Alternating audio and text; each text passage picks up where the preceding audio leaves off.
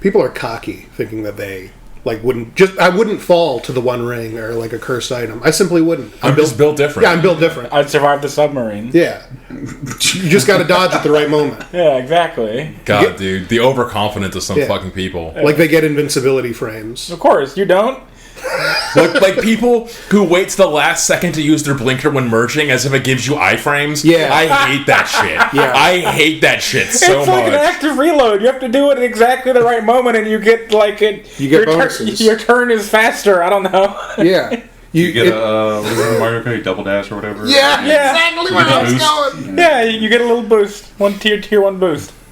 But frankly, I don't have any confidence. The boost is you hitting them. A little bump draft.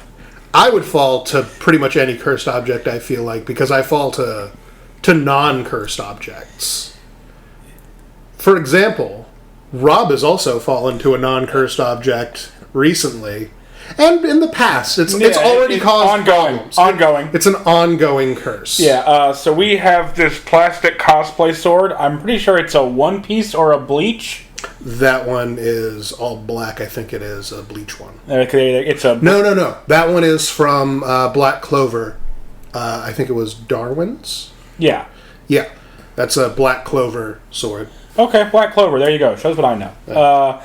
And it's just this little wooden and plastic cosplay sword, and it's really light and fun to swing, feels nice in the hand. And the way that we got on this conversation is like, that is a very much toy sword. Yeah. It is not magical. It's one of the least magical objects I can imagine. Extremely mundane. Yeah, and despite being not a real sword and a completely mundane object, it whispers to you when you go near it. When you put it in your hand, it whispers to you. It wants you to strike down everyone around you. It's like the Green Goblin helmet where it calls you a coward. Yeah, you're looking at it, it calls you a coward.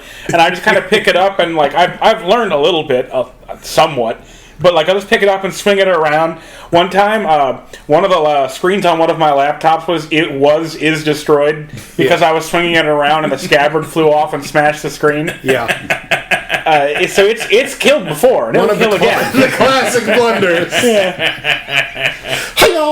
And this is like a sensation that we've all described at one point or another. Like it really does call to us. So like an actual cursed object that was whispering, whispering to us. Sweet evil nothings. Yeah, we'd be done. It would take 90 seconds top for the whole party to be dead. It might not even need to be like cursed in the way where it'll like make you feel good about doing it. Yeah. It'll be cursed in the way where it's like, but you could do it, and then be like, well, I could give it a try. Because this non-magical sword finds its way into hands. Well, because I was going to say the cosplay sword, like it's in a confined space, and it's like, and we're all in that space. Like one of us will pick it up, and we will fiddle with it. Like, and sometimes you pick it up, and then it's like, I can conquer the world, and then that's exactly it. It's a meme, but it totally is a real guy thing of just like, ooh, a sword, and then you just want to pick it up and swing it around and fuck with it. Yeah, think about it historically. Also, imagine that you paid a man to make you a sword to your specifications, and this guy makes great swords, works of art, and then you pick it up. Do you think that, like, the way that we're like, I guess I am a little bit influenced by this shitty piece of garbage, if it was a work of art that you, like, tested by cutting through, like, the man who made it! No other can possess such I see why that happened all the time. Yeah. That just seems natural and logical to me. Yeah, of course that happened. The fact that it didn't happen every time is nothing short of a miracle of, like, that's why the samurai were known for their discipline. Yeah, that's the whole point. That's the whole point of the samurai thing, to avoid that part where the sword whispers to you and you cut the guy's head off. You gotta minimize that. Yeah. You can't have an army that takes over, that fights the daimyo or whatever. Precisely. It was all, like, it's a famous scourge that, like, if a samurai got a new sword, he would test it out by waiting for, like, a peasant to bump into him. And then he would cut him in half. See if it slices right through him. Imagine if there wasn't also, like, the public idea of, like, well, he's obviously not going to cut through everyone. If no one was, like, going to get mad at him, he would have done it. I know. Yeah. Because I do it with that shitty piece of wooden plastic. Which also, before you judge us, okay, the cosplay sword, it's like one of those really shitty like costume plastic swords, but it's nice, It's a bamboo wooden blade. I know because I have a sword made like from the same company because I got that information from the person who bought it. And like I have one of those that is a one-piece sword. It's one of Zoro's swords, and they're not like a Dollar Tree shitty piece of garbage or like a Spirit Halloween. Yeah, it's they're just nice enough that I'll hit someone with it. Not on purpose necessarily, but it's a cursed sword. Yeah, and that's the curse. Yeah. Imagine if it was 1,000 times nicer and made out of metal. And inhabited by ghosts, like what's the rock broke open and the ghost came out? Yeah, and they all went into that sword. Yeah, and that's Japanese history. Yeah, and with that, welcome back to Scryer's Ring. I am your host, Famfare. I'm Kevin. I'm Mario. I'm Rob. Thanks for having me, guys. Thank you for being here. And today, Kevin is going to regale us about Digimon. Yes. Digimon was one of my favorite things. I loved it a lot more than Pokemon, and I really love Pokemon. I love creatures. You give me something that it's like, this has a bunch of different creatures in it, I'm sold. I will play garbage gacha games on my phone because look at he's a little gremlin guy on there. He turns into like a big dragon guy.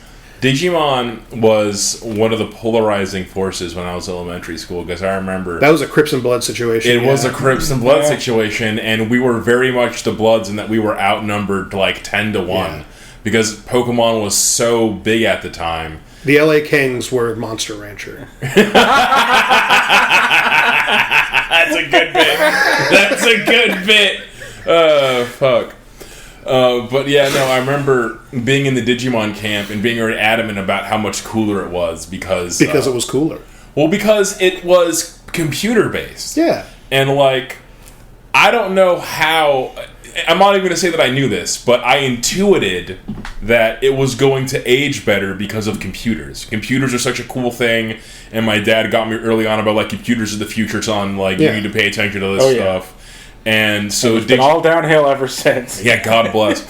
and Digimon was all digital based. It was all like these little creatures exist inside of the computer. Digimon, digital monsters. Yeah, and Digimon are the champions. Whereas Pokemon are just it's just dogfighting, but like wholesome. Somehow. A man got so into bug collecting that he built a setting off of it, and then he was like, "What do we do about it? Dogfighting." Yeah, not a good look. A lot of fun though. Both of them. Both of them were a lot of fun. I'm not going to be one of those guys who was like, "This one is shit." I'm obviously too childish to be like, that one's garbage. Nope, I love them all. You give me my little dragon guys. One of the only criticisms I have with both settings is that a lot of the Pokemon and Digimon are clearly gender-coded, but then their sex doesn't actually line up with their gender. I always thought that was kind of but Digimon explains it better because they're just data. Digimon, so a thing that a lot of people don't realize about Digimon, they don't have biology. Yeah. What I mean by that is that Digimon as a life form, they are technically a life form native to a different universe than ours. They are a core, like a digital core, that is surrounded by a wireframe that has a literal texture over it. If you were to try to rip open the pasties on whatever hot slut Digimon there is, just tear off her shirt. The backside of the pasties aren't rendered. There's exactly. In there. It's just an empty character model in there. I didn't know that. With a big glowing ball. Yeah, they're literally just data. Yeah. They're not flesh and blood organisms like Pokemon are. Exactly. They don't have the need for that sort of thing. That's not the kind of universe they live in. Which, as far as the computer thing, when you were saying, how at the time you're just because computers are the future, and they were. But them's were the days for that, you know what I mean? That was the time to make it. That was the times of the classics, like The Matrix, Hackers, Lawnmower Man. Oh, man. Lawnmower Man. Oh, man. So, in that regard, it makes total sense. Of course, we're going to make it. what a Pokemon, but in the computer, bro. And yeah, it worked. Okay, so importantly, I want to tell you a bit about how Digimon got invented. The concept, the setting, the creatures. Because it is not Pokemon in the computers. It's very different. And they have a very strong, stance on why they're different. Mm-hmm. Because in the 90s, when being about computers was a kind of guy, and in Digimon, they made one of the characters, he's the computers guy. And he has a laptop that weighs 80 pounds that he carries with him everywhere, because it's 1999. But when they made Digimon, it was a team of people that got together to design a bunch of creatures for this project. And then in Japan, for it to be a copywritten IP, there needs to be a creator. Credit does not go to a team. It goes to at least one individual that is the head of this. Who invented this? And there was 3 or 4 people that were working on it that did all the designs and everything. So they, instead of electing one of them to be the John Lennon, they instead invented a man named Akiyoshi Hongo. Akiyoshi Hongo does not exist.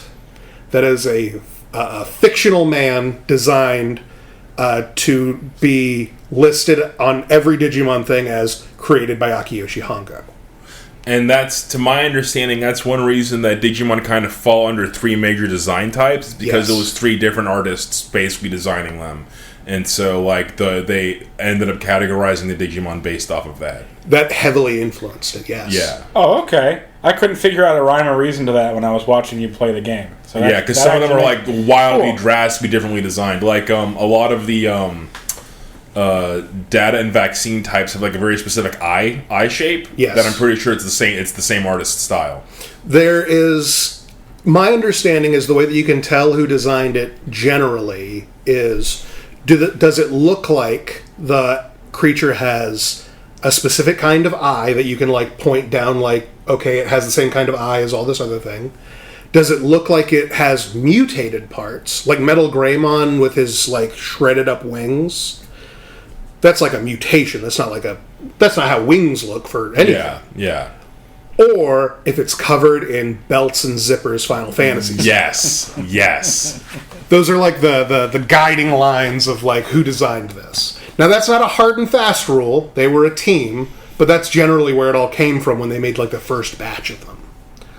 So Digimon also, like I said, it's not Pokemon. They would never be Pokemon. And that's one of the reasons that I really respect the way that they made all their video games. Because all the video games for Digimon are a complete fucking crapshoot as to how that game plays or functions. No rhyme or reason. The only rhyme or reason is generally the ones that you saw in the anime turn into the ones that you also saw in the anime.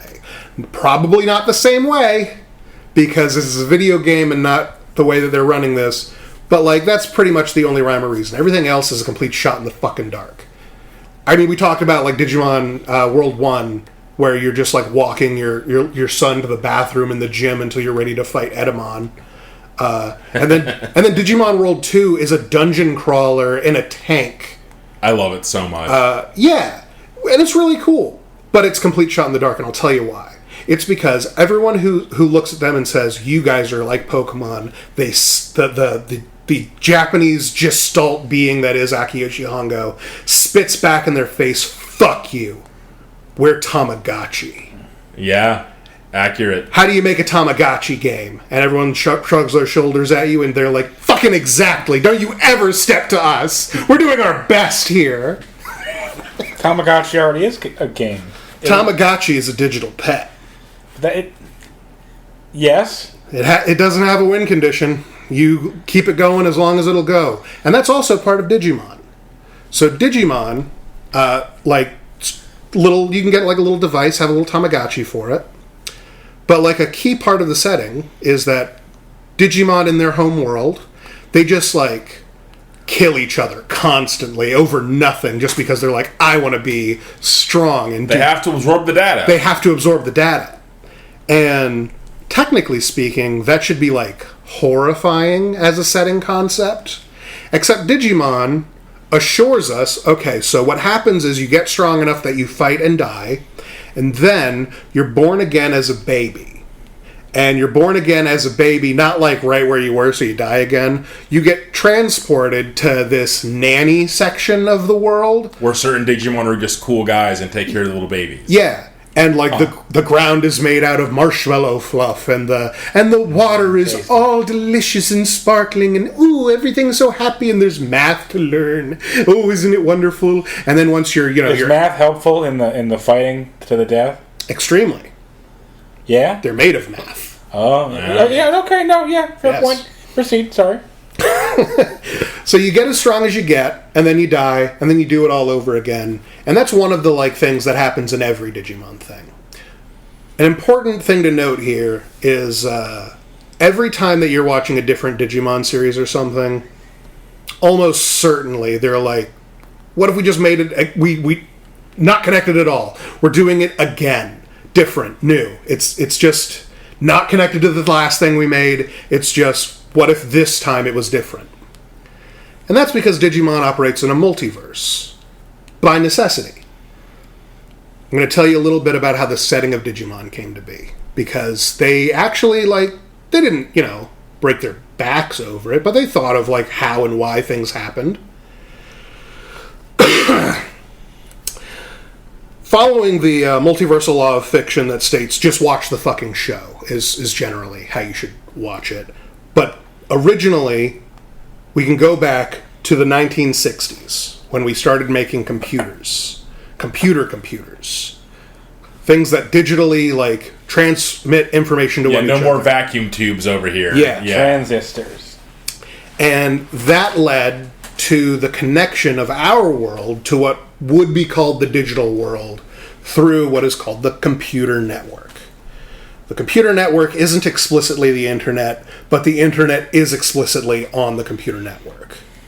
The computer network is like the invisible network of all machines that we have going that are using electricity to transmit ones and zeros.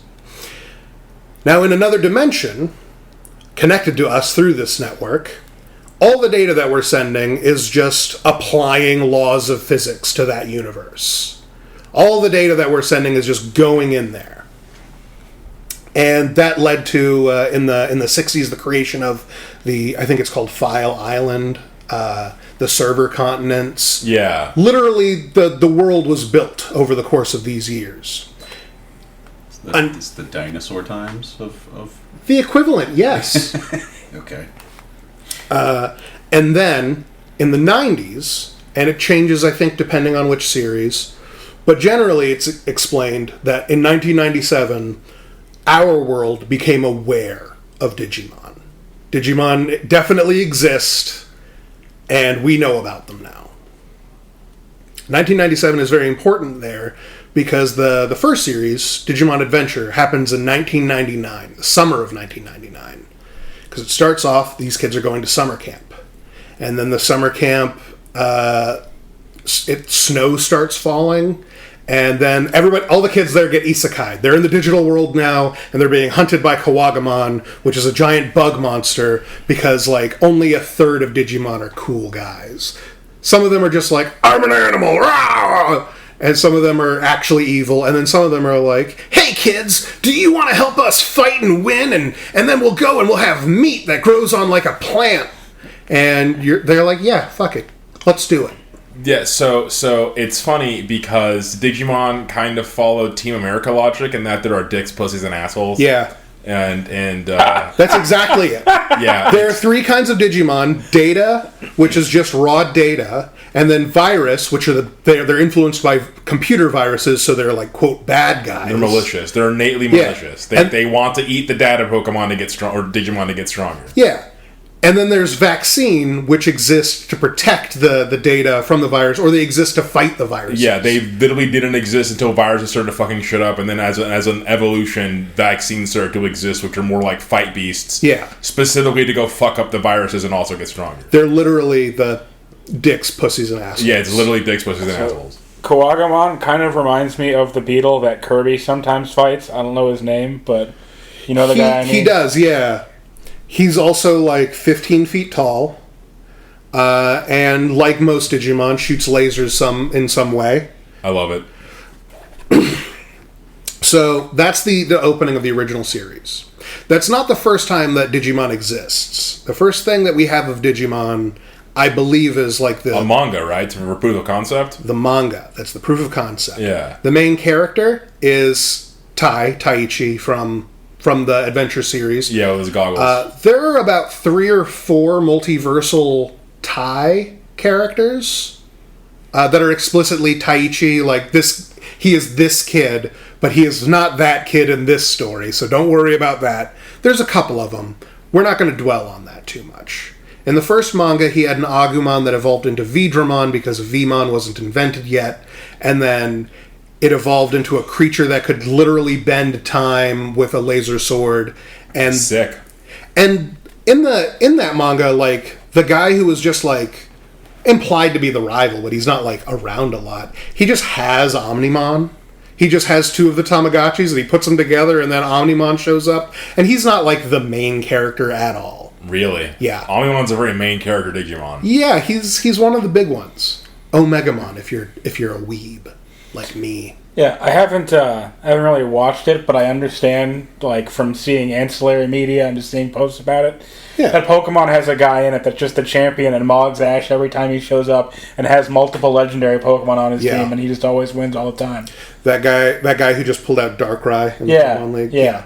Pretty much that. That happened in the original manga.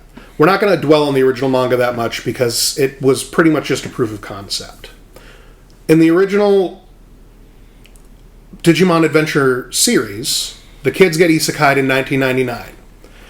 And as they're traveling through, there's like other people who talk to them. They're not just dealing with Digimon. There's also like, there's guys they're not Digimon, but they're like digital life forms.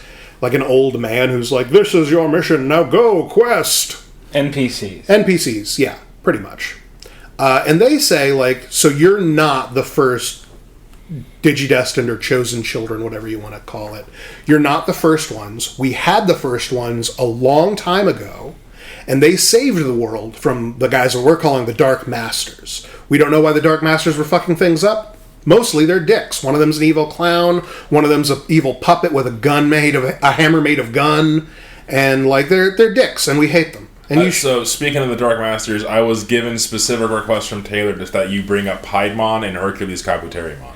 Piedmon is one of my favorite Digimon. He is just what if Kefka was a monster wizard man. He really is like I'm pretty sure they played Final Fantasy VI and were like, what if we just made Kefka a Digimon? Oh yeah, I'm 100% like sure that is what happened. Oh, he does look like that. Yeah, he has 4 swords on his back that he pulls out and throws at you like they're throwing knives, and all of his moves are like clown based. So he'll like make a giant card, and then as it like turns in front of him, like he vanishes because you didn't see him for a second and sleight of hand. I love Piedmon. Very good villain. Piedmon rules. Hercules Kabuterimon was obviously too expensive to animate. Yeah, dude, they must have taken so long to fucking draw. Yeah, because I'm seeing that. Like Kabuterimon and starts Tentomon, where he's a little bug guy with like a red shell, and then he turns into Kabuterimon, who was already pushing the like, this guy's too expensive to draw limits. Yeah. But he's pretty cool looking, and he shoots lightning, and he's a cool bug guy. And then he evolves into Mega Kabuterimon, who's red again, but still quite difficult to draw.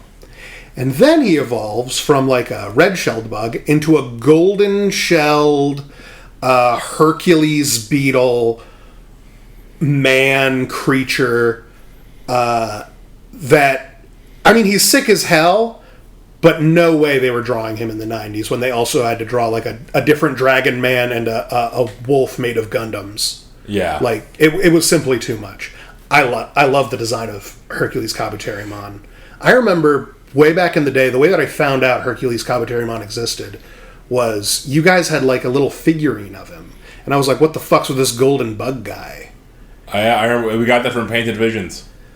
Man, that shit ruled. Yeah, being 5 years old, head empty, looking at a bug guy you've never seen before. That was one of our first gotcha pulls, like as human beings. That was one of our first gotcha pulls. Little blind bag of Digimon Chibis, and that was in there. That's the best. Yeah.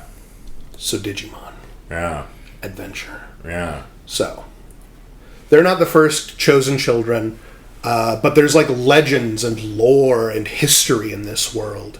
And it's like a whole new world that they have no idea about, and they have to go on this adventure, and during that adventure they need to like become worthy of these crests that were left behind by the ancient heroes, and that's how they like evolve into like, I don't know why it enabled like Greymon to turn into like half a robot. I don't know how a crest particularly helps that, but that doesn't matter. He's shooting nuclear warheads out of his chest and he rules his metal. I love his nipple or his missile boobs. It's great.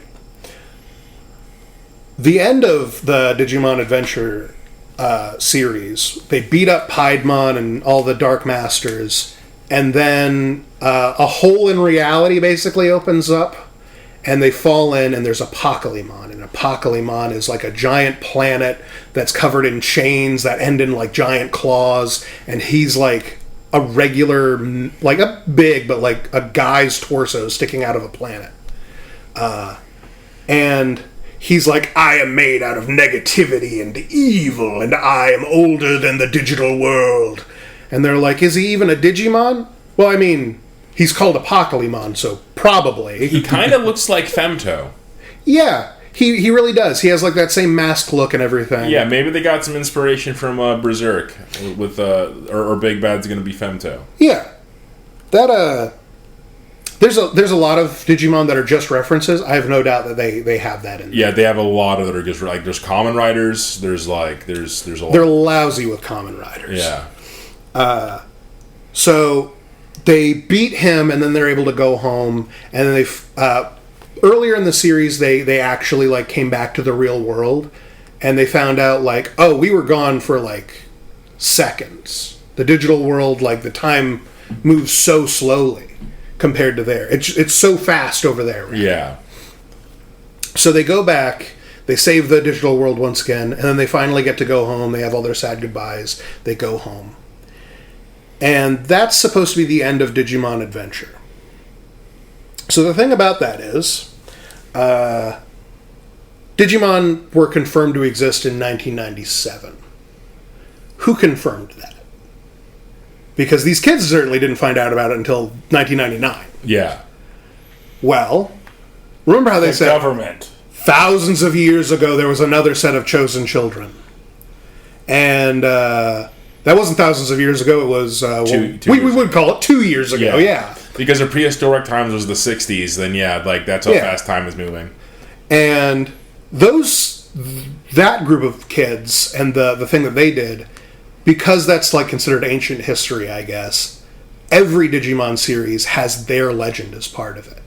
Because that old team, they created their Digimon partners became like the 4 heavenly sovereigns that are like the white tiger and the blue dragon, like the guardian spirits of Kyoto and China and shit. And then like they sealed away the Dark Masters while going through a terrible sacrifice, which you find out in one of the movies because those other chosen children show up at a certain point. The terrible sacrifice is one of them. Their partner died for reals, which isn't really a thing in Digimon. The only way for a Digimon to die permanently is if they die like in the real world rather than in the digital world. Otherwise, they just reincarnate infinitely.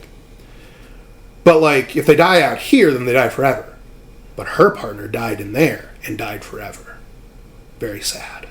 It's the plot of one of the movies. I highly recommend watching the movies. The movies, the moral of watching all of the movies, especially the last one, is that your childhood will die. Get over it. Yeah. And that shit hurt. That shit hurt to watch. I was like, God damn, this is fucking heavy. They tell you it with the language of it's like your best friend dying of cancer too. It's devastating. Your childhood will die, and it's going to be slow, agonizing, and inevitable. But also, it explains a little bit about why Digimon work the way they do. The way that Digimon get stronger is they kill each other and absorb data and change because of that. Unless they have a partner human, in which case they get stronger and like they digivolve in battle and they turn back into their smaller forms after they're done. Because humans, especially kids, have a lot of potential in them. And that is like a form of data that you can like transmit to them through having your special Digivice Tamagotchi thing. And that's why they're stronger if they have a human partner. Pretty fun stuff.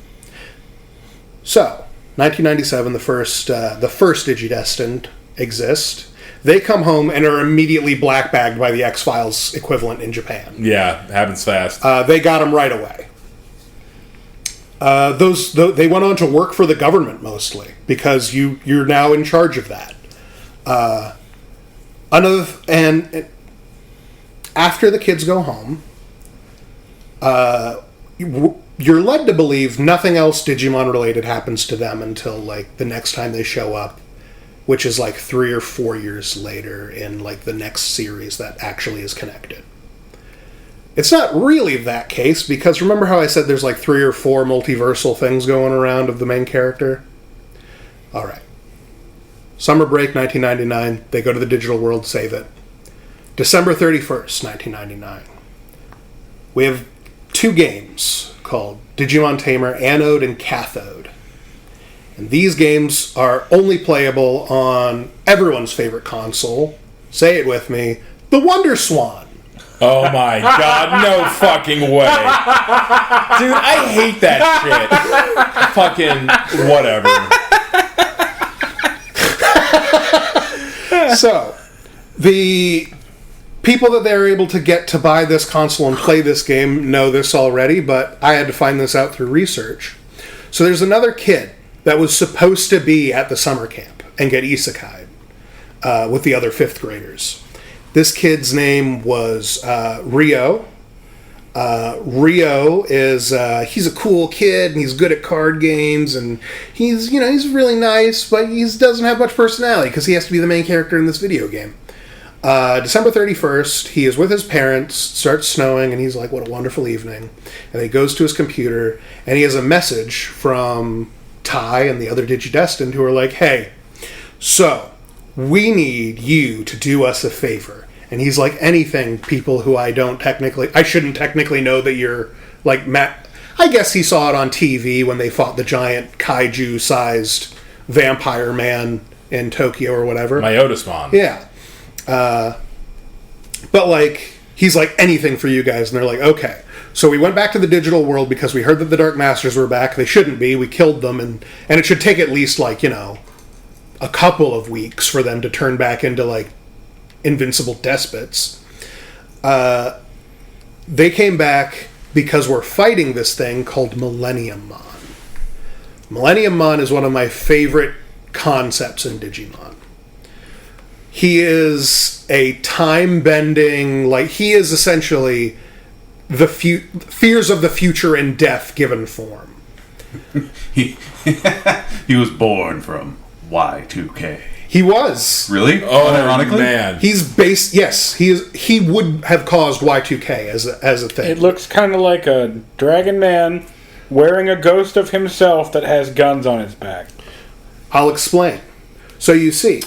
Huh, okay. One of the Dark Masters is named Machinedramon. Machinedramon is he looks like Mechagodzilla, kind of.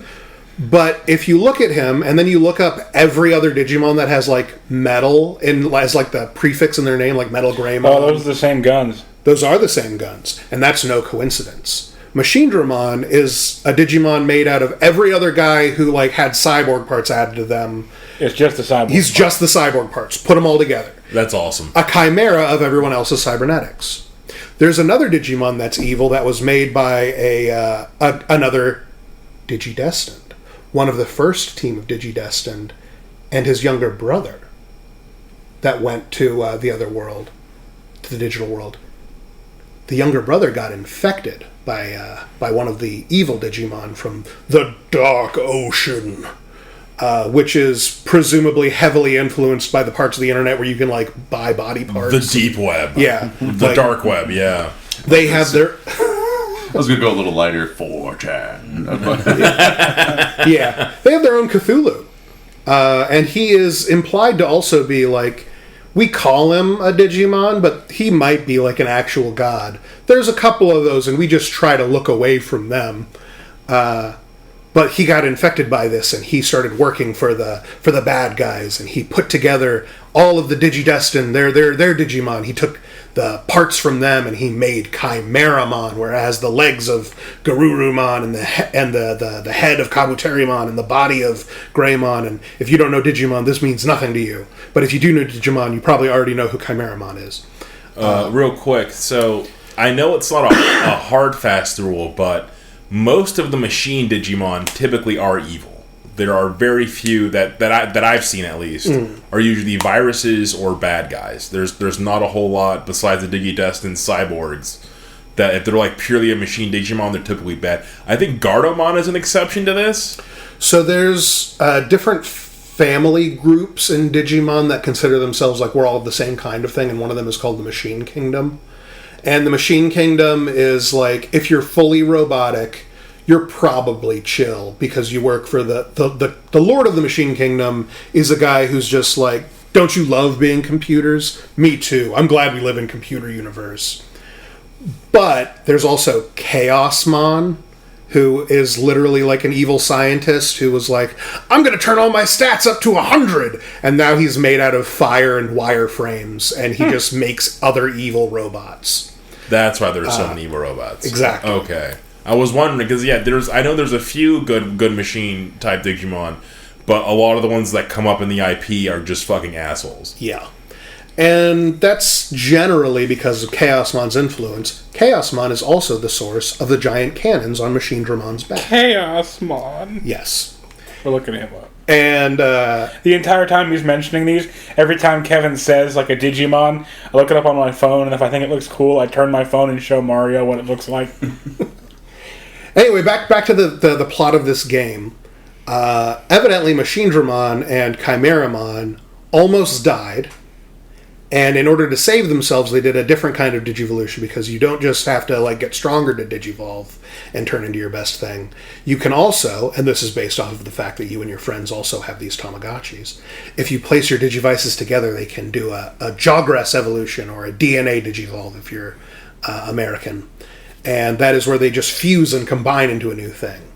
And these guys are already like top level Digimon. If they fuse together, whenever like two Digimon fuse together, they typically become like a stronger thing. Unless it's you're playing one of like the 3 video games where that isn't the rule. It actually does the opposite. The video games don't matter in this moment, but those games are always a crapshoot. It's DBZ fusion rules. Only sometimes. Well, I just mean like in general, like when you. But in general, if you do the dumb dance and you become one dude, like you're a lot stronger usually. So Chimeramon, made from like a bunch of disparate parts of like organic Digimon, and Machine Dramon, made up of a bunch of disparate parts of cyborgs and machines, combined, and that became Millenniummon. And Millenniummon he's a big dragon-looking man, and that spirit on his back is the ghost in the machine, the spirit of Machine Dramon, and then he shoots the giant laser cannons on his back, and he can rip through time and shit. And Rio is brought into the digital world, and they're like, you were supposed to be a Digidestined kid too, but you don't have a partner. And he's like, oh, okay, what do I do? And they're like, I guess sloppy seconds, Agumon's going to hang out with you. And Agumon goes on the adventure with him, and then he picks up all the other guys, Digimon, and they fight all the bad guys from the anime, which is what you wanted to do anyway. Yeah. You wanted to like get all the guys, and then you fight Devamon and Myotismon and Puppetmon, and you're like, yay! Round 2, Electric Boogaloo. And then you fight Millenniummon. And Millenniummon basically is like, you know not what you do. And he throws you into the future where his evil is law. And that's where the other game comes into play. And you have to work again to get all the Digimon together. And it's a whole fucking thing. And by the end of this one, you find out that either Chimeramon or Machine Dramon actually came from the Digimon that was supposed to be this guy's partner. Oh. And Millenniummon is like, I'm going to destroy the world if I can't, like, be a partner Digimon. And that's pretty angsty. Unfortunately, during your adventures in the second game, you find someone who's just like the chillest dude. His name is Monodramon. He's got little drill claws, and he's just like a little guy. He turns into a Karate Man dragon. He's pretty cool and nice, and you want him to be your partner. and you don't want the giant evil guy, you don't want Aku as your partner, he seems really, he's a dick. He's a real dick. He's going to destroy the world. So, in order to stop... By the way, Millenniummon is also, like, explicitly, like, time shenanigan rules, you can't kill me. If you kill me, then past me will find out, and then he'll show up, and then he'll live long enough to become me. It's all me all the way down. Yeah, all the way down. You can't kill your way out of Millenniummon. So, being the coolest dude there is, Monodramon is like, I think I know how to solve this. I'll forcibly fuse myself to him, like we'll do a Jogress or DNA Digivolve, and then the resulting Digimon will be your partner. And Millenniummon is like, good, yes, I'll do it! And then they combine, and then now he turns into a dragon with PTSD. Oh, man. He is, like, insane. He's called Cyberdramon. He's too hardcore for the rest of Digimon. Rob's pulling up the phone. Yeah. Everyone else is... Cyberdramon. Everyone else, if your Digimon, like, beats up the bad guy and the bad guy's like, okay, I'll tell you, and please just let me go. Everyone else will be like, all right, Greymon, come on back. We're good. And then Agumon's like, we did it. Yeah. If Cyberdramon beats up the villain and the villain's like, wait, no, I'll talk. Cyberdramon will continue to eat him, and then, like, you have to, like, hold him back. Man. He made of meat. He has the bloodlust. Yeah. He gets the bloodlust bad. So he does that, and the problem is that Rio gets thrown through time and space a lot. So when Rio comes back, it's December 31st, 1999 again. And he has a partner now. He's, one of the guys. Or he goes and lives in another universe. Huh. Strange, right? Would you like to know what that other universe is? Let's hear it. The other universe is the third series of Digimon Tamers, which is unrelated. None of the things that happened in the original Digimon Adventure happened at all in here. Digimon are a different thing, and they're fighting the X-Files organization that's trying to, like, stop them. I wondered why it was such a different continuity, because, like, Taiichi in the second season just didn't happen in Tamers. Yeah, not at all. Yeah, that's a completely different universe. That's interesting. Except for one guy who was like, yeah, in order to stop Aku, I got thrown into the multiverse, and now I'm just around. And Digimon Tamers is also like, okay, it's a kid show. Digimon is the animated series are children's shows. Yeah. Jury's arc is not for children. No, it is not for children. I remember being very disturbed at her hand puppet. Yeah, so every other series, if the bad guy is, like, manipulating you, suddenly, like, you'll change and then, like, be all serious and being like, I can't let you do that. In this one, it's like, what if there was an evil computer that made a little girl schizophrenic until it could take over her mind and turn her into a monster? Like, not, and the thing is, like, obviously it's like, yeah, cartoony schizophrenic, but it's a little bit too on the nose. Like, it was fucking disturbing. Like, watching it as a kid. She genuinely had, like, some undiagnosed anxiety condition, and she, like, talked through her puppet when she, like, couldn't handle saying certain things to people. And then one day, the puppet, like, turned to her, like, we have to do it, Jury. And grew, like... and grew fangs and shit. And she's like, oh, shit, I guess we have to do it. Yeah. Beans. Beans. Yeah, it was fucking hardcore. It was super hardcore. I remember being deeply disturbed watching, like, Jury's hand puppet just all of a sudden start talking like a man, and I was like, oh, fuck, dude. This is not good. I liked the idea of, like, because you said, oh, he goes back and now he's one of the guys, and then him showing up with fucking PTSD cyborg dragon. He's like, I'm one of the guys. Hey guys, I'm one of you now. And then it, like, cuts and it's tied up like fucking Hannibal Lecter on a dolly, and it's like, it's a lot like a really cool guy that brings his all but rabid Rottweiler everywhere. Like if you, like, move too quickly, it'll just like. Like I was thinking it's like Hank being around Happy Time Harry. It's a good opportune reference. Oh man, he just brings the mood down. Yeah. He is a problem. He doesn't always show up wherever his masters are at. He's genuinely is like, you can go play outside for a little while. I have to talk to people that you're not allowed to rip in half. It's a problem. Anyway, back to the main storyline here. So 1997. Digimon are confirmed. 1999, our heroes exist. End of 1999, this new hero exists that you can follow in different things. But there's another thing that happens about a year after the original series end. A year after the summer of 1999, the summer of 2000. That's where the movie takes place. Oh, yes. Summer Wars. So a thing about this movie is, first of all, it opens up with a short of Angela Anaconda. Which ruined the man's life. Okay, this part I know. This part, yeah.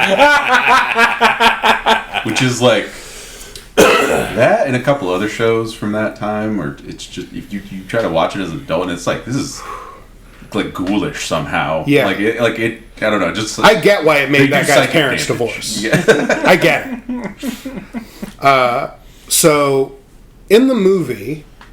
First thing that happens is Angela Anaconda, and then we get a short section that takes place 4 years before the actual original series started, where Ty is a kid, and his sister is all but a toddler, and then one day they wake up, and there's an egg in their room. They have a Digivice, and it hatches, and it evolves into Koromon. And if you're wondering, it's the same one that becomes Agumon in the main series. It is explicitly, that is the same, like, being that reincarnates until eventually it becomes that Agumon. However, this Agumon, as it evolves, it doesn't talk. Agumon in the main series is like, I'm just a fun little guy! Yeah! This one is like a velociraptor. Oh, man. That has a soft spot for these children. Otherwise, the moment that, like, it evolved into Agumon, first off, it was gigantic. And it was gigantic because it had two partners. That's not supposed to happen. You're supposed to have one partner, you get the regular amount of potential energy out of them, and that turns you into, like, whatever you're supposed to turn into. Having two partners, and evidently one of them's a child, turns you into a giant. I don't know. I didn't write the thing. But it goes on to have the finest kaiju animation I've ever seen in anything. Maybe a perfect kaiju movie if it could be, like, stretched out. Because it is these children desperately trying to keep their friend Agumon safe, while Agumon's trying to protect them, from a Godzilla-sized Parrotmon. Which is it's a parrot with, like, Godzilla hands, and, like, it shoots lightning out of its head.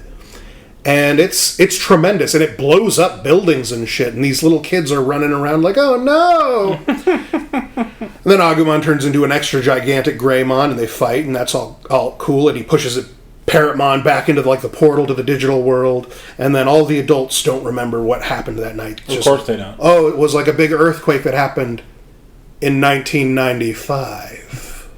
Dun, dun, dun. 2 years before Digimon were, quote, confirmed. Very interesting. Caveman Agumon. Perhaps all of their, like... I mean, because Digimon are infinitely reincarnate, potentially every Digimon that exists has existed since the dawn of time for them. They just don't remember those previous lives, because they get reincarnated. That'd be interesting.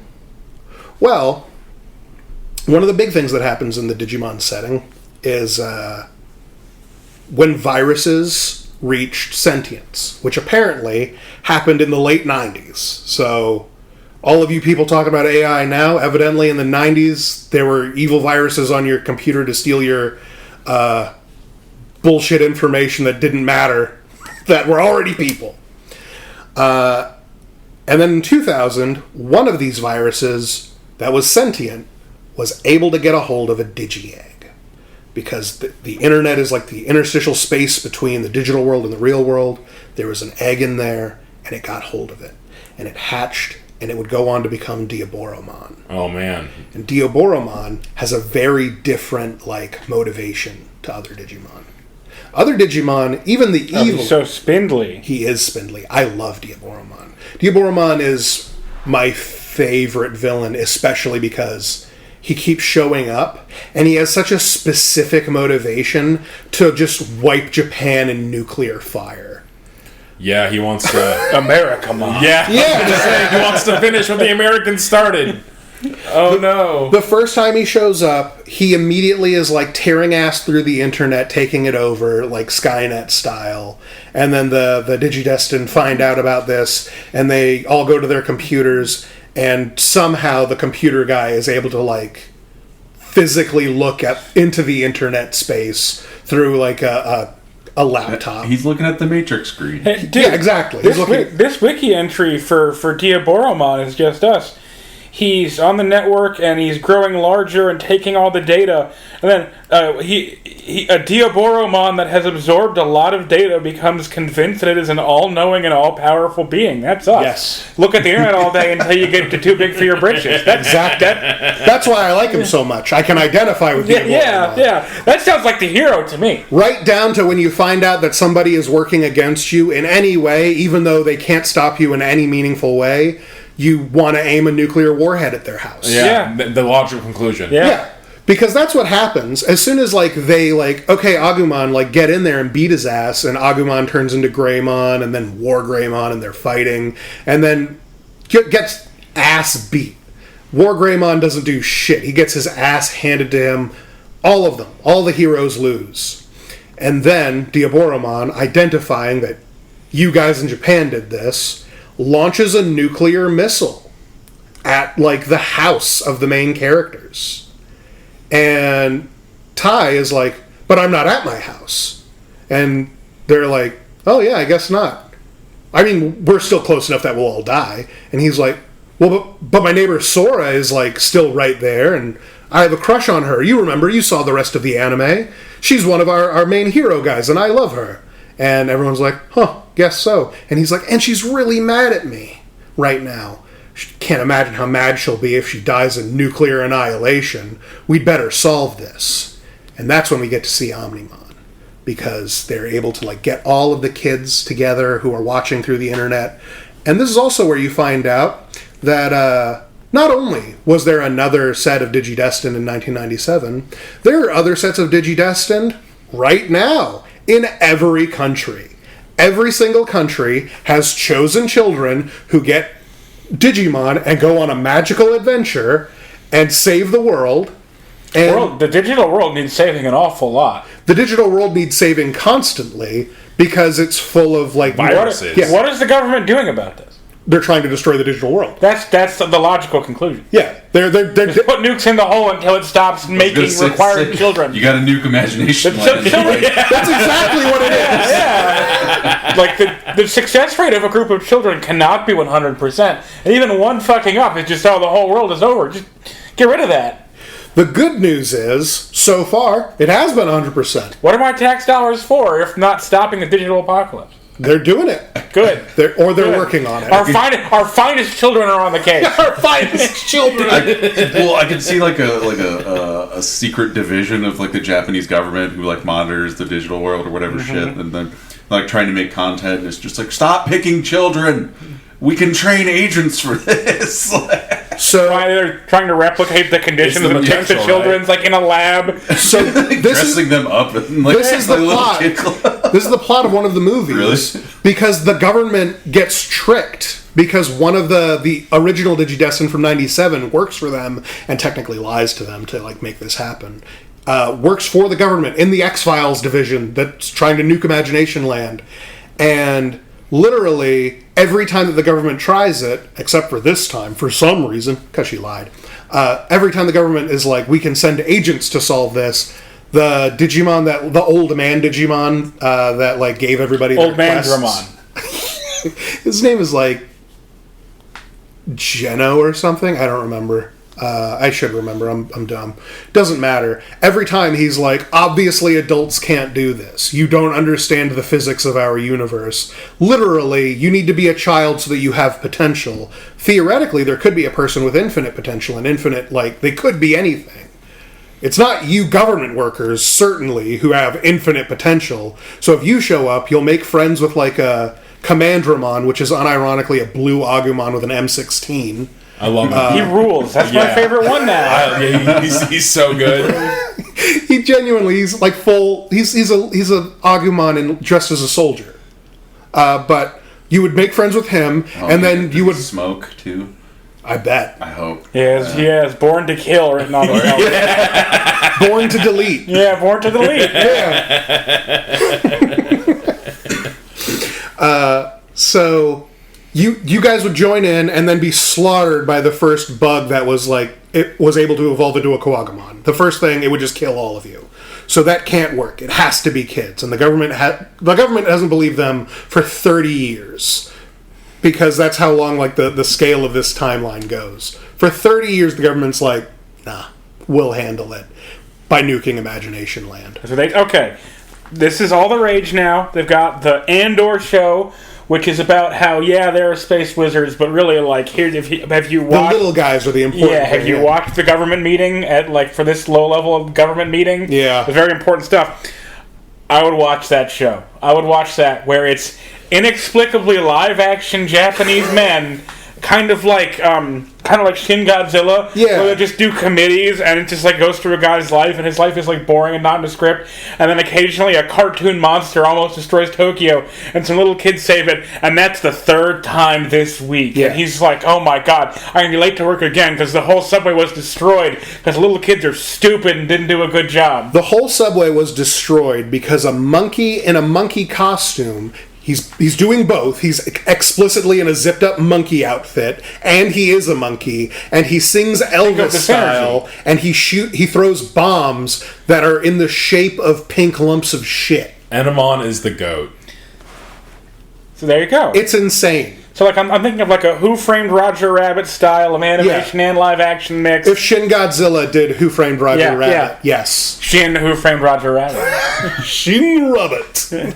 But so in that movie, Diaboromon identifies them as I'm going to nuke these kids. It's going to be great. And then they're able to stop him. And then Diaboromon, literally, they shove a sword through his head into the timer that kids do that? Yeah. They summon Omnimon, and Omnimon does it. But they're on his shoulders with him. Maybe I'm not giving the kids enough credit. It is canon that the Digidestined riding their Digimon in a battle makes them stronger. Yes. If they're in their palm or on their shoulder. The closer you are to them, the more you're able to your potential powers them even more. Mecha is the natural and logical conclusion. Yes. And in fact, that's what happens to Digimon in the next... Not the next series, the series after. Okay. In order to become their strongest form, the kids have to pilot them So the chart goes little critter guy, larger critter guy, hot lady, biblically accurate angel dragon, mech. Yes. Okay. Sometimes the biblically accurate angel dragon and hot lady are the mechs. They look exactly like a hot lady, except there's also... That's more like an alternate path of advancement. Yeah. Sometimes in order to reach mega level, you have to have a child piloting you like an Ava. That's just how it works. That makes a lot of sense. And if you enjoyed the original Digimon movie, I recommend checking out the movie Summer Wars. They have basically the exact same story beats because Summer Wars was pitched and then they turned it into the original Digimon movie. Yes. So, and it's fantastic. Yeah, I highly recommend it. Really good animation. It's a fun time. So Diaboromon dies, and the nuke gets stopped from exploding. It still lands. It falls into, the Tokyo Bay or something, and I guess, luckily, the government knows about Digimon, so that this wasn't this didn't start World War III. Every government is trying to nuke Imagination Land, including the United States government and the Japanese government, so they kind of just knew that Digimon were afoot, so it didn't start an intentional incident. Yeah. Speaking of the American government... They weren't watching their Digidestined, because one of their Digidestined didn't get to go on a fun magical quest, I guess. Everyone else gets isekai'd into the digital world equivalent in their country, except this guy just had 2 rabbit dogs appear to him, Terriermon and Lopmon. Lopmon is my favorite. They're adorable. You didn't have to say that. This is the first time hearing of it, and I knew that already. Yeah.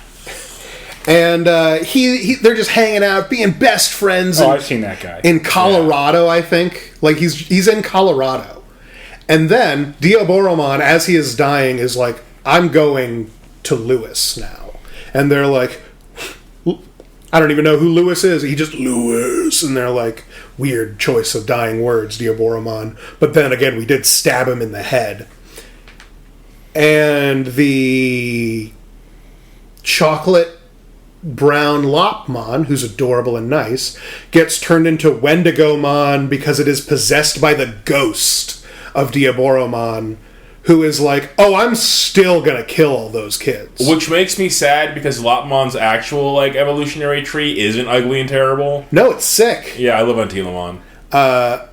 Ironically, Antilamon is both in the good and bad versions. Oh. Lopmon evolves into Wendigomon if it's evil, and then I don't remember what it's called, the champion for if it's like good aligned, but like it's just like a boxer rabbit with like it has blades on its hands. Oh yeah, I remember. Yes. And then at ultimate level it turns into Antilamon, which either has like a purple chest or like a pink chest. Otherwise it's still just a big gangly karate rabbit. And then it turns into Cherubimon. Yes, and that if it's good, it's a big pink clown rabbit, and it's like, I am the holiest of beasts. I am one of the 3 guardians of heaven. Or if it's evil, it turns into an evil clown rabbit. And the evil clown rabbit is like, I'm going to nuke Japan. And that's the plot of the second half of the movie. Because the first movie is literally like, we spend a couple minutes in 1995, we go to 2000, and then we skip ahead to the end of 2002. And that's where the Cherubimon stuff happens. What happens between there? I'm glad you asked, and I was going to So after the 2000 event, there are a bunch of kids who weren't digidestined who saw it because they were on their computers, because kids always be on that damn phone. Yeah, 100%. And they literally just on their computers saw these Digimon fighting each other in cinematic spectacle because the internet was way cooler back then. And they were all like, Digimon are sick, this rules. And a couple of them in Japan get chosen to be the new digidestined. And they end up going to the digital world because there's a new threat. You see, none of the Digimon can evolve anymore. And that's a problem. Because if you're, like, already really strong, you're just in charge now if no one can get any stronger. And that was put together by this guy who calls himself the Digimon Emperor. And he is what I would describe as a nerd cosplaying as a Digimon-themed wizard. He has a little worm guy. His name is Wormmon. And he turns into Stingmon, who is Kamen Rider if Kamen Rider was a Bugman. Yeah, it's sick. Or more explicitly a Bugman, depending on your knowledge of Kamen Rider. The Digimon Emperor is actually this kid, Ken, whose older brother was one of the original Digidestined from 1997. And when he went with his brother, he got infected by Millenniummon and the Dark Ocean. Oh, that is a Kamen Rider. Yes, it is. And so, after the main series stuff happens and Millenniummon gets taken care of, there's still this thing called the Dark Spore that was being spread around by some evil dickhead. And the Dark Spore would either turn a Digimon evil or make a human evil, all that kind of stuff. But they started erecting these, like, I think it was towers that they built, or giant gears or something, and it was stopping all Digimon from being able to evolve. And then these new kids show up, and they find these things called they call them the Digi-Eggs in the anime, but they're the Digimentals, and they're just like elemental, like, spheres that, like, are armor. And then if you have the right one and you have your Digimon, you can armor Digivolve, and it's a completely different type of branching Digivolution. Isn't that cool? Get your fill out of it from this season. It's not coming up a lot. Yeah, it never comes up again. Apparently that series was marketed specifically towards Americans. Well, it worked. Yeah, 100%. Yeah. So 2002, we have a new group of kids who are doing a new Digimon thing, and they fight this guy, and they're able to save him. And he's like, I'm actually Digidestined too, and you saved me. I want to, like, do right and, like, make right all the wrongs that I committed as the Digimon Emperor. And he actually made Chimeramon. Remember that Millenniummon problem from before? Mm-hmm. Yeah, it's because of this guy. And evidently he's made more than one, because there's another one that they have to fight in this series. Doesn't matter. All of that leads to the kids eventually solve the Digivolution problem But then there's a different Digivolution problem, because in the first series, you can get to champion just by, like, wanting it hard enough. You can go from being, like, a little guy into, like, a pretty big guy, but you don't get to, like, ascend to one of the highest tiers. Let's take a moment here to explain the levels of Digimon. So there's baby/in training that comes out of an egg, which is like the little rabbit head thing you were talking about. It's a basketball with a cute face. Yes, I'm familiar with the one you mean. And they spit out bubbles that explode and slightly like a winged bean. Yes, exactly. And then those turn into child forms, which typically will have like a tadpole starts to grow limbs, where it has a little bit more. And then that will become a rookie, and a rookie is like the one that is always the partner Digimon. And those are basically the civilian Digimon. Yeah. Yeah. They're about the size of a small child. And in the series, for some reason, they want you to believe that they are passably, like, disguisable. They put Agumon in a hoodie, and Agumon's head is the size of a human torso and bright yellow and full of razor-sharp teeth. Yeah, and they're just like, this is clearly a man. That's just an ugly little boy. Obviously. Sick cosplay. Yeah, crazy. Yeah, that's the sickest looking kid I've ever seen.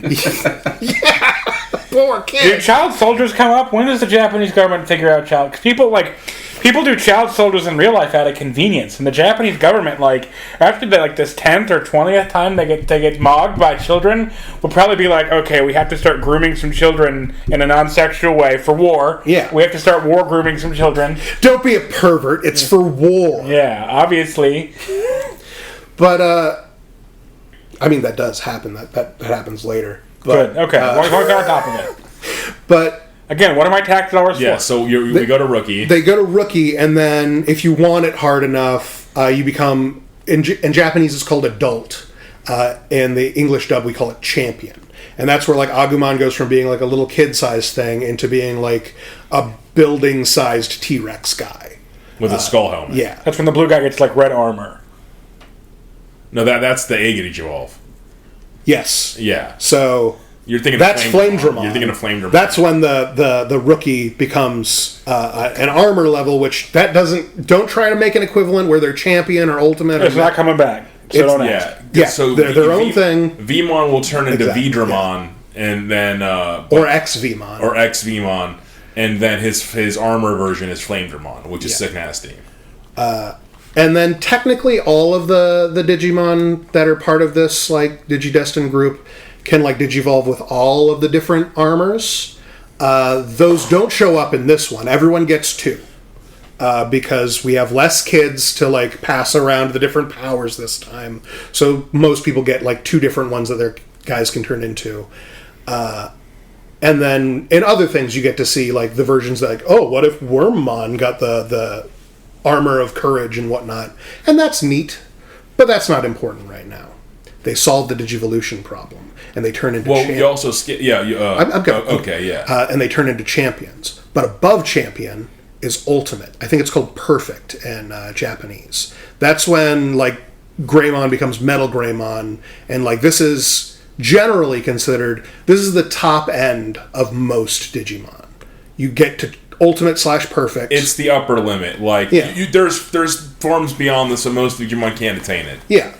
But above that is, we call it Mega, I think. I think in Japanese it's called Ultimate, ironically. Yeah, they fucked it around, yeah. Don't know why. American. Doesn't matter. This is where we get, like, War Greymon. This is, we're told, the top tier. However, often these Megas can, like, combine into, like, Megazords, like Omnimon. And he's still considered just a Mega, but, like... There's an upper. There's a higher ceiling with them. Yeah, some games call them Ultra. I don't know why. The games don't matter. They're just shot in the dark as to how things work. Doesn't matter. Those are, like, the levels, and the kids solving the digital, like, the evolution problem. Now they're all their guys are able to turn into champions, which is good and able to, like, fight a bunch of stuff, but, like, not better than the armor Digivolutions. And there's still bad guys. In fact, the bad guys are really mad that we saved their, like, human minion. So it's worse now, actually. So this is where, if you're watching the anime, you start to get DNA digivolving. Because this is when everyone pairs up and they're like, what if we combine our guys? And then they become an ultimate level Digimon. And that's really cool. That's where we get Paildramon, because that Bugman... Paildramon. Oh, you're going to have to spell Pale, P-A-I-L, Dramon. The Bugman and a Dragon Karate Man combine into a vaguely armored dragon man with Gatling guns at his hips. Oh, he does have guns. Yeah. I don't know why his name is Paildramon. It doesn't particularly matter. He's pretty sick as a design. It doesn't quite make sense in all respects. But then again, there's also like... So, there's this Digimon Angemon who's like just an angel man with shredded abs and like the Fist of the North Star scars on him. And also Antilamon, which is, you know, an ankylosaur, like the dinosaur with the club tail, but, you know, with like a face, so it's like, I'm a guy, yeah! And they combine. Would you like to guess what the ankylosaur and the angel combine into? No idea. A devil. Like a Mesopotamian pot man. Like okay. That was my second guess. I think his name is... Yeah, mine too. Shakuamon, I think. Like, he's... I don't know what culture it's supposed to come from. But it's like an ancient, like... I'm pretty sure you see that if you smoke too much bash. Yeah, absolutely. you get the bash in your system, and that will plague the corners of your mind. So there's like they like fusion dance into Gilgamesh? Kind of. But made out of, like, ceramic pots and... Oh, he's a literal pot. Kind of, yes. Man, oh, okay. I was thinking man who makes pots, not... No. That's very... that's one way to go, but it's not correct. It makes more sense that the cat and I think it's called a Kinomajaro, the giant eagle with, like, Native American, like, headdress... feathers, they combine into a cyborg karate man, an androgynous cyborg karate beast with bird legs. That makes more sense to me. Anyway, they learn how to do this, and they're fighting all of the dark spores, trying to figure out what's going on, and we find out that, oh no, so two of the kids in this group aren't new. They're the two kids who were, like, underaged in the first series. The younger brother of one of the leads, and then the younger sister of the other ones. They had Digimon, and they participated last time, but they didn't get to be, like, making decisions.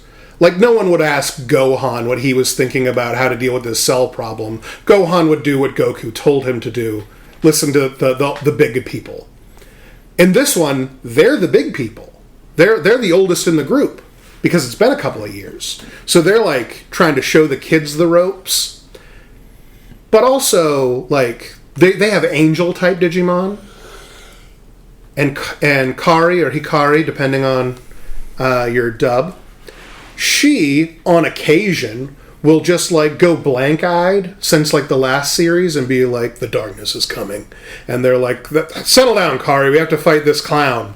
And they kind of ignore that until eventually Digimon are flooding the real world trying to kill people, and they need to fight them, and they evolve Paildramon into Imperial Dramon, and now he's the size of a building, and he's a dragon, and you can hide in his back like he's a battleship, and he shoots a laser made of that. It's a positron laser. It's crazy. And we find out that the big bad behind it all was, I think his name is literally Daemon, you know, like demon. But like a computer demon, like D-A-E. I like it, yeah. And he's like, okay, so I did all the dark spores and things. Hikari's connected to the Dark Ocean. I can't believe you guys didn't check on that. You guys let that just simmer. And that's why, like, I was able to do basically everything. And I'm going to usher in, like, the Dark Ocean to take over, like, the digital world. And then Darkness and Cthulhu's will reign forever. And they're like, you fiend! And they fight him. But, like, they don't necessarily solve the problem. They save Hikari and everything, but they're like, but where did this darkness come from? And then there's, like, a voice in the darkness like, you all forgot about me, like I wasn't the main villain for half the first series. And they're like, we weren't there for that. And he's like, some of you were there and you weren't impressed by me. It's Myotismon. Oh, he back. The vampire Digimon. He looks like a Dracula with a Batman, like a domino mask that has bat wings on it, like he's a cartoon villain, which he is. He was the first one that they had to use Mega Digivolve against, because he could turn into a giant vampire Satan kaiju, and he was stomping around Japan. And then they beat his ass. And if you die in the digital world, you get reincarnated. But if you die on Earth, you stay dead as a Digimon. So he was like, you thought you could kill me? How dare you? I've been the one behind all of this because I didn't die all the way. And like even the other kids are like, didn't you have other guys in charge of you that we had to go fight afterwards? And he's like, don't fucking backtalk me right now. I'm the villain now. Because over the years he's grown strong again in a like pocket dimension space where time and space and the digital world are all connected, and he's become even more powerful by becoming some sort of fish monster where he has a giant manta ray coming out of his back, and he's called Myotismon. And he's like, I'm the one that's been the problem all along because I have been spreading all of this, and I have now understood how another Digimon, and we're not going to name check Millenniummon right now because we simply don't have the time for all of that plot. We have 3 episodes left in this anime. Because another Digimon knew how to like rip through time and space, and he summoned me and I learned from him. And so now I know how to do that. And I'm going to kill all of you in the past and the future. And to do that, I'm also going to show you the future that I'm going to kill. And then, like, all of the Digidestin that you've ever seen, all the guys from the original show up, and you get to see their future and everything, and everyone gets together, and they all work together, and they beat Myotismon, and they get to go home. And now everyone's supposed to just have a nice life. We get to see some characters where they end up. We don't get to see all of them. But everyone's, like, set up to have a nice life. Maybe. Remember how I said there's like a multiverse thing going on? Yeah. This is where I'll probably stop talking about the raw plot of Digimon here because it's simply so much. So they do that in a multiversal space, and then we know what happens because we see the future in that multiversal space. But also, there's a lot more Digimon after that. Most of it takes place in its own timeline. Some of it doesn't, however. Almost all the video games, you can go talk to like the original group that you meet in Digimon Adventure because they just are around in other universes sometimes. And in this case, after they win, they all go home, and the implication at that point was everyone goes home and they all have to say goodbye to their best friend Digimon, and the Digimon go to live in the digital world where everything is saved. The kids go on to live in Japan and become, I don't know, accountants and soccer players and stuff. And then the movies came out. Because more movies came out about like, hey, it's been like 15, 20 years since those original Digimon series came out. Let's do a little bit more. My favorite part of those movies, one of my favorite parts. So, I mentioned before, all the kids got crests that let them evolve into ultimate level. Right. These crests are like the crest of courage for the main character and the crest of friendship for like the rival character. Each of them got like their own like sign / affinity to a personality trait that they were supposed to exemplify. And they get a little messed up over the years because, I don't know about you, people get messed up from regular childhood. Digimon War makes you crazy. A little bit. One of the original Digidestined joins the government in order to, like, assist the end of the digital world. Tai, as he has gotten older, has, like, PTSD from because he was just like, yeah, Agumon, let's go fuck him up. And that one, there's no Agumon. So if something goes wrong, he's completely powerless. He's an ordinary guy, like a teenager even, which is a little less powerful than an ordinary guy. He's scared as shit, despite representing courage. The guy who represents friendship is sort of going off to do his own thing and become a musician. He's leaving his friends behind. The girl who represents, like, the concept of love, and she's like, I want to be alone. You guys don't understand me anymore. Everything starts to fall apart. And a little bit, it's because they had to do Digimon for a while. And when you do Digimon, you focus your powers into them, and it changes you. Now, I tell you all of that because the movie ends in a very bummer way where everyone has to say goodbye to their partners, and that shit really, that was a real end of childhood. That was great. It was a very effective scene. Yeah. But also, Digimon is Digimon. And like I said way before, the plot is shut up and watch the anime. So I want to touch in on the Digimon Tri Series, which is the sequel to Digimon Adventure. I like the series. It's a fun ride, but I also hate the series because it's brutal. It's fucking brutal. Yeah. Things don't work out on the end. It's a bittersweet ending. And I have 3 favorite lines of Digimon. There is the Lopmon in their line. There is oh man, I'm drawing blanks on this. How am I drawing blanks on this?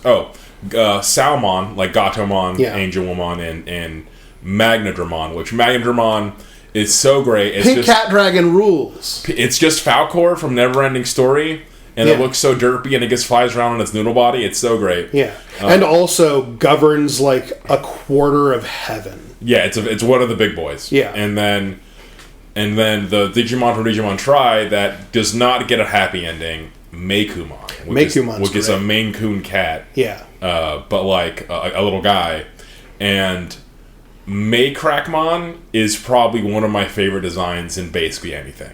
It's a solid ass design. And then Raugelmon, the evil version that it turns into, because it is one of those Digimon that has divergent paths basically if it's good or bad.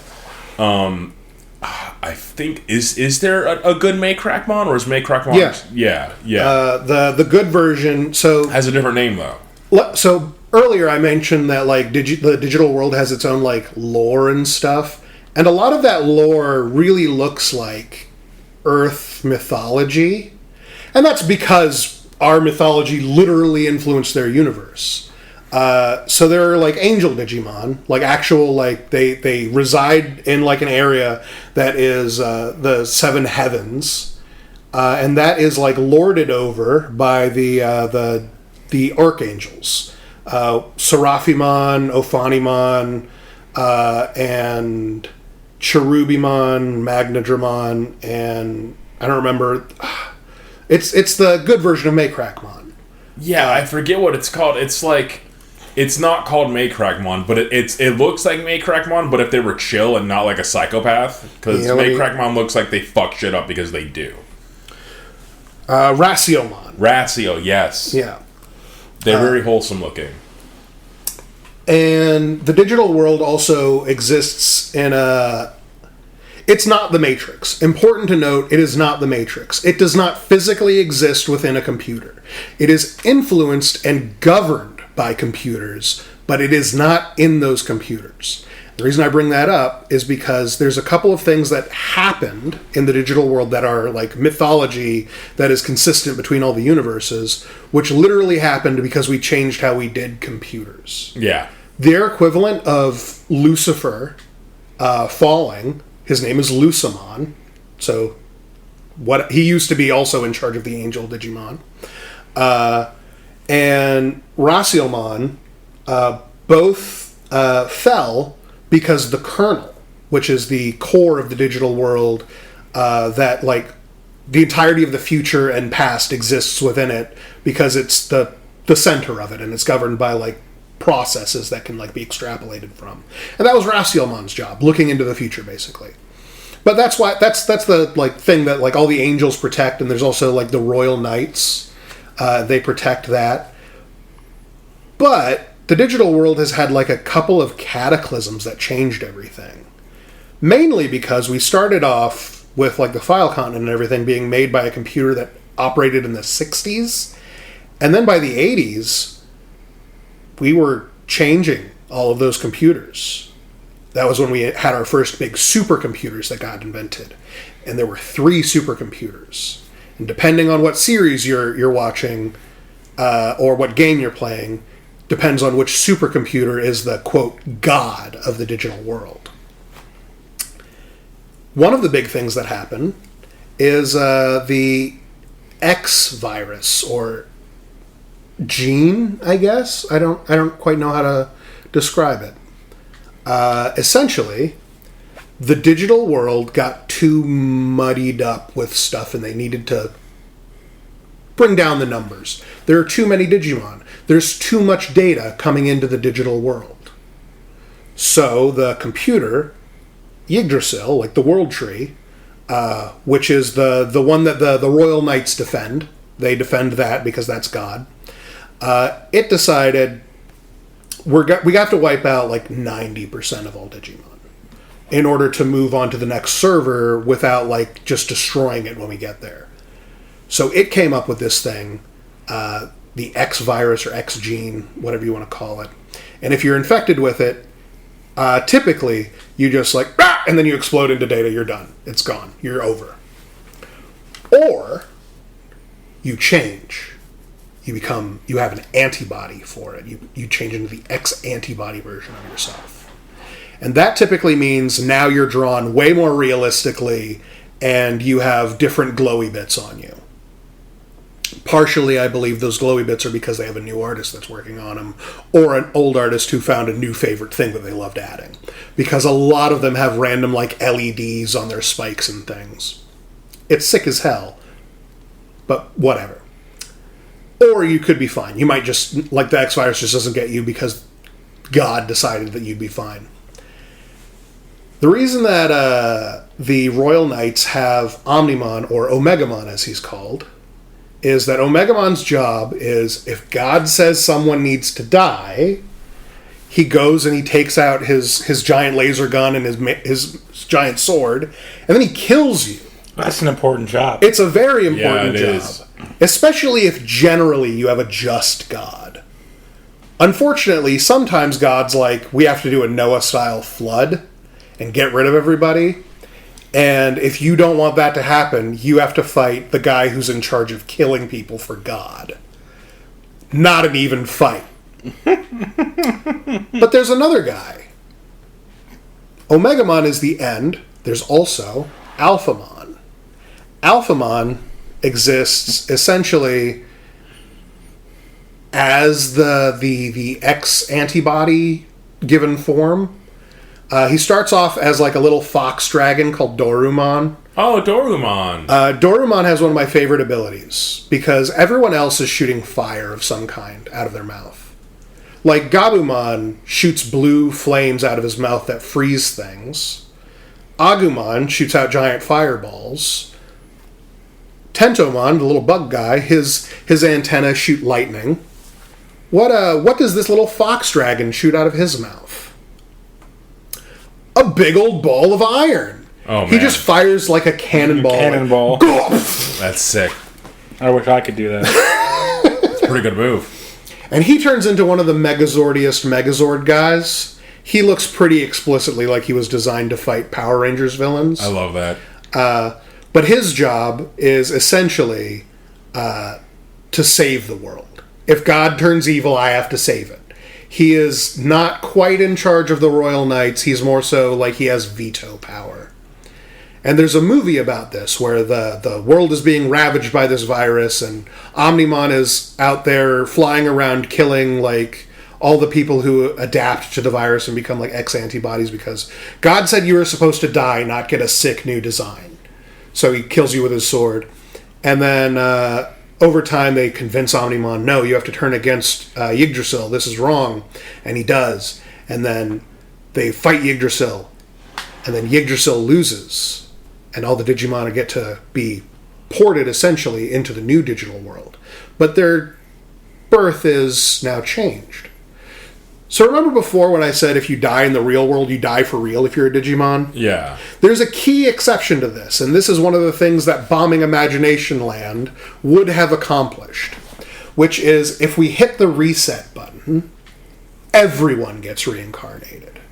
If you died out there, if you died in there, if you die in the apocalypse, no matter what, if we hit the hard reset button on the digital world, everyone gets born again. Neat. That's why the original Digidestined started working for the X-Files department of the government to nuke Imagination Land.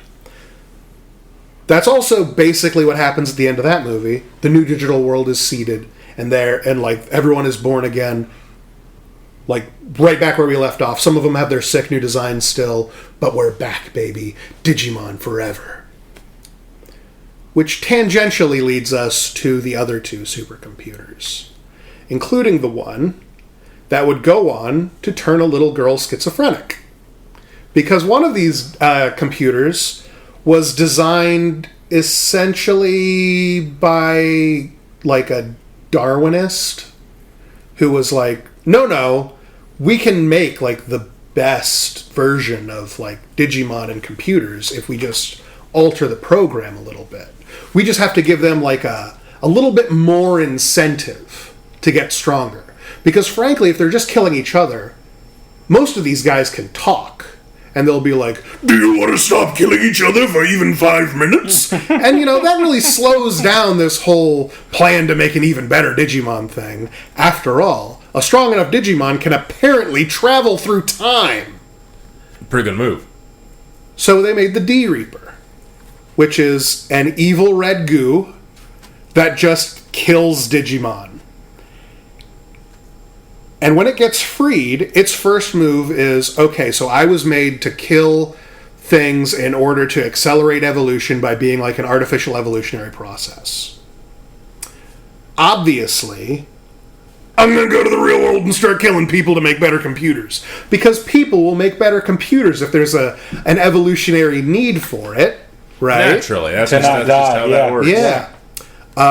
It didn't let anyone know about this plan. Just enact evil plan, explain it to no one. Yeah, basically the guy who the guy who made it into the digital world and is like, guys, I made it to the digital world, and then the computer is like, I needed you here so that I could assume your life and become a monster out there. And he's, what has science done? Coincidentally, Rio shows up about that time. This is a completely different universe. This is the Digimon Tamers series. In Digimon Tamers, what happened was the kids, they played Digimon as a card game. Digimon are a known thing as a fictional thing that turned out to be real. The government was lying about them. And then, the first, arc of that is the kids getting chased by the X-Files guys who are like, you kids aren't Digimon, are you? And they're like, what? Us? No. And there's this one hardcore, government agent guy who's got, Digimon PTSD because, a child fighting an Edamon blew up the train. He lost everything. And he, flips a Zippo open and closed all the time, and he's like, I'm gonna hunt them all down. But he's hunting, a fox girl and, a lion guy. Yeah. Whose entire characterization is, I like hanging out with this child who plays a card game. That's it. That's all that most Digimon want to do. They want to make a little friend and then hang out. Or fight to the death constantly. I love Digimon. It's a fun time.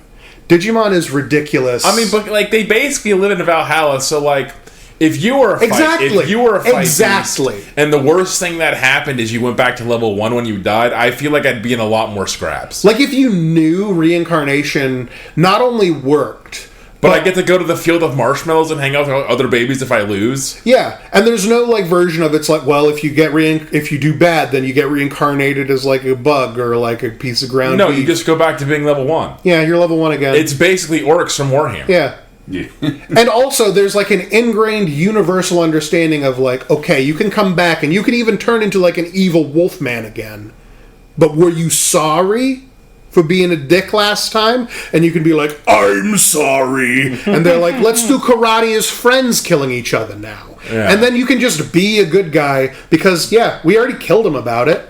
One little tidbit about the digital world that makes me very happy is that, like, meat just grows on trees. Yeah. Like, they'll shoot, like, basically a brachiosaur just eating it from a meat tree with its long neck. Like, literally a bush that has, like, you know, like Goku would eat. Like a big hunk of meat with a bone like the bones, they're going all the way through it. Yeah, it's comical. Like Popeye style. Like, nonsense. I love it. It's such a good aesthetic. I have a very specific question. Hit me with it. I don't think there's any... I don't imagine they have official lore for this, but, so, it's the result of, you know, computers and the internet and stuff. But can an intranet make its own digital world? Okay, so my question is there a North Korean intranet digital world, and is it isolated from the rest of the digital world? Every intranet is part of the computer network. It's just separated from the internet. It's still connected explicitly to the digital world because the digital world isn't just the internet. It's just that operating an internet bridges our universe and that one. Okay. Which means that there are North Korean Digidestined. I was gonna, who presumably have forbidden Digimon that we could never know. I'm just imagining they get transported to the digital world, which is like, we should just stay. Like, you're not allowed to stay, however. You gotta go home and grow up. Otherwise, you'll turn into one of the weird freaks that live here. And I don't think you age in the digital world either because... time is weird. Time is all fucky. So you just stay immortal there and you go crazy, presumably, because they tell you, like, you'll become a warped adult if you, like, stay too long. That's why every time you finish an adventure, you have to go home until, like, the next thing happens, presumably in the digital world equivalent of, like, 100 years. Narnia rules, yeah. Narnia rules, yes. Honestly, Digimon and Narnia have a lot in common. Right down to there being Santa Claus in it. There's a lot of Digimon that do Santa Claus things. Let's find out if there's a Santamon right now. Let's Google it. I bet there is. I'm willing to bet, like, real human dollars there's a Santamon. Okay, so... Kringelmon. Kringelmon. So Agumon has like a bunch of different forms. Like there's Black Agumon, who's literally like black and he's virus type rather than vaccine type. And there's Snow Agumon, who's white and he has like ice powers. And there's Toy Agumon, made of Legos. He looks like he's made out of Legos. It's adorable. He's like a little T-Rex guy, but he's made out of Legos. It's great. And he shoots out fireballs also, but the fireballs are also made out of Legos. It's so good. It's adorable. There is a Santa equivalent, and his name is Santa Agumon. He's Agumon wearing a Santa hat. He is. That is an accurate descriptor. It's the most low effort funky.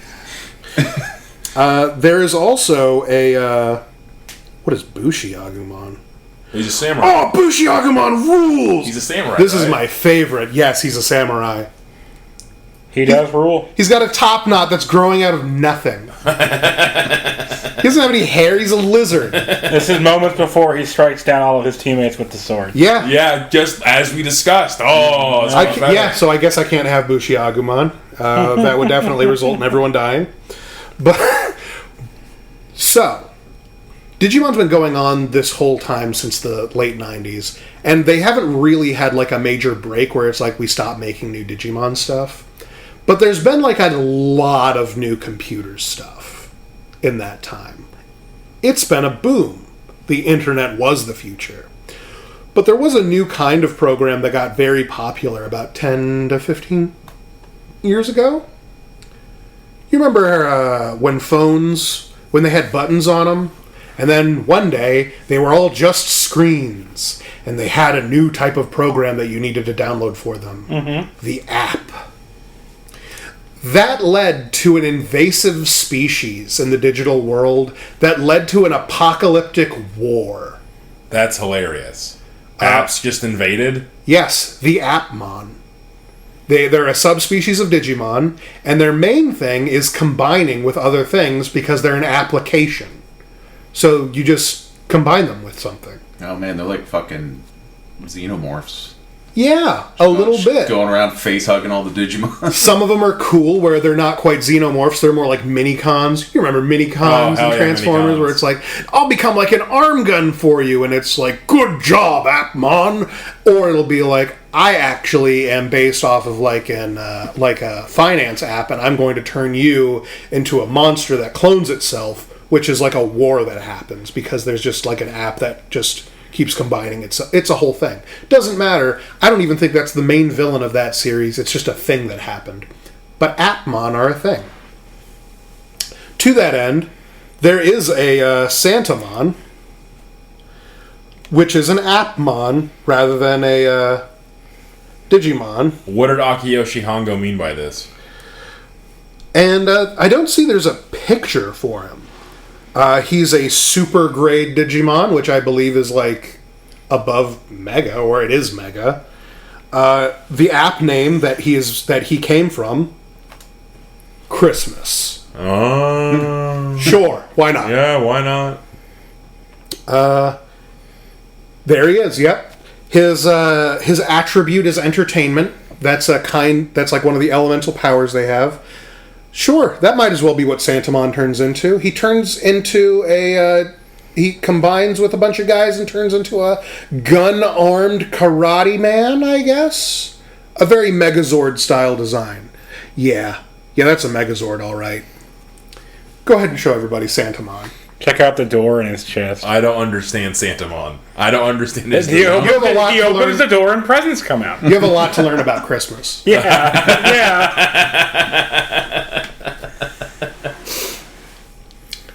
Digimon rules.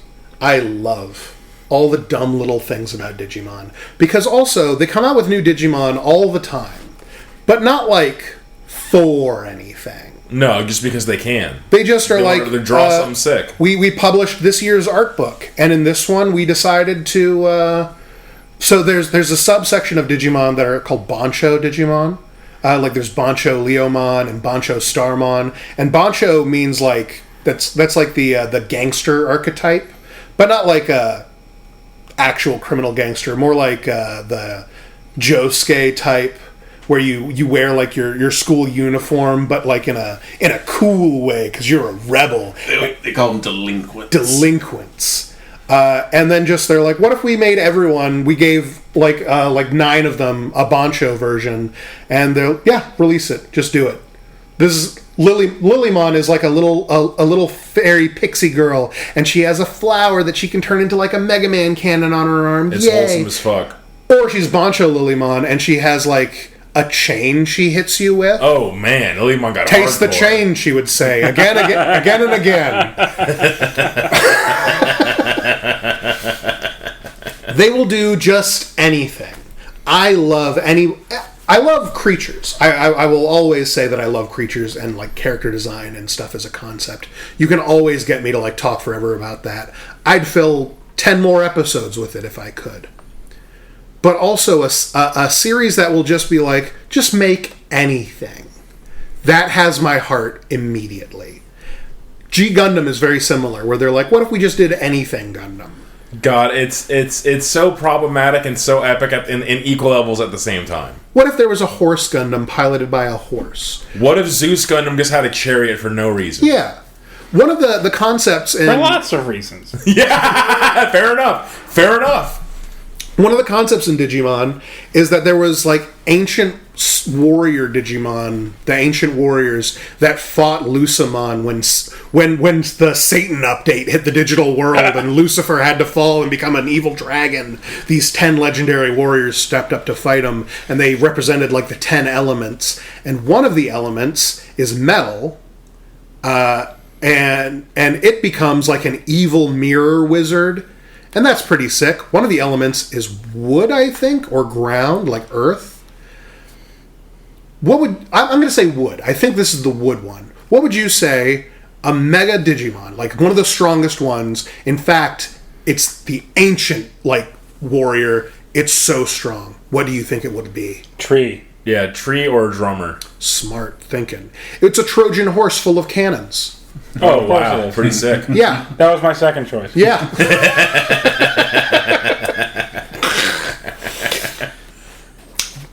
Digimon as a concept has infinite like areas to go. I don't think about Digimon that often. I played the Digimon ROM hack recently. Yeah, that was cute. That was a lot of fun. My favorite Digimon, I would say, is probably the Gyomon. I was just going to ask you, like, final comments. What are your favorite Digimon? My favorite would almost certainly be the Gyomon line, because the concept of him is, in the digital world, there are certain Digimon that exist that are straight up the devil. Just as there are, like, the angels in heaven, there are straight up, like, the different versions of, like, demons and shit. And, like, they get, like, relegated to hell, and typically they get sealed away as part of backstory. And one of them got sealed away, and the only way that you could tell his influence is they have the digital hazard symbol, which is a triangle with another triangle pointing in on each of its sides. So it looks like a radiation symbol, but with a triangle in the middle. And that means, like, oh, if you deal with this guy, like, he'll kill you. Like, you won't remember when you reincarnate. It'll be bad. Or he'll eat you, and you won't reincarnate till he dies. He's a dangerous guy. And then one kid was like, I'm sad that I'm not very good at this card game of Digimon. And also, I saw that this girl, who's really good at Digimon, she just had a Digimon. And it fought like a lion made out of fire. I wish I had a Digimon. And he drew his own. And he called it Gyomon. And it was a little red dragon guy. And then the devil was like, I guess I'll turn into that. And it turned into that. And then it came to the real world and was like, I'm here to be your friend. And unfortunately, in the process of reincarnation, it lost its memories. And it became his best friend. And it turns into a bigger dragon guy with arm blades. And then that turns into a cyborg dragon guy.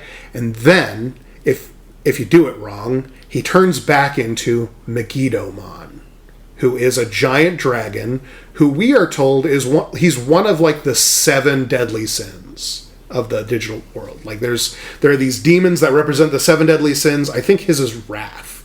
And he is so pissed off. And he's a giant fire dragon, and he's sick. And I loved seeing him. And he fights Beelzemon. I also love Beelzemon. He's a Satan man with giant claw gauntlets and shotguns, and he rides a motorcycle. And a bazooka. He rules. And then, like, he gets a fucking upgrade in the form of, like, forgiving his, like, old masters who abused him, and then, like, making friends with other people. And he gets a gigantic laser gun arm and giant fucking black angel wings. I also love Beelzemon. And he fights Megidomon. And then Megidomon becomes the actual Mega version that is what Gyomon's supposed to become, because he's a good boy at heart. Another one of the Royal Knights. He becomes Gallantmon. Gallantmon is a big white knight with a lance for an arm, and then a giant shield, like a jousting lance, like a cone made of metal for an arm, and a big red cape, and I loved him. And then the D-Reaper happened. One of the evil computers is invading the real world, and our guys stand no chance. What do we do?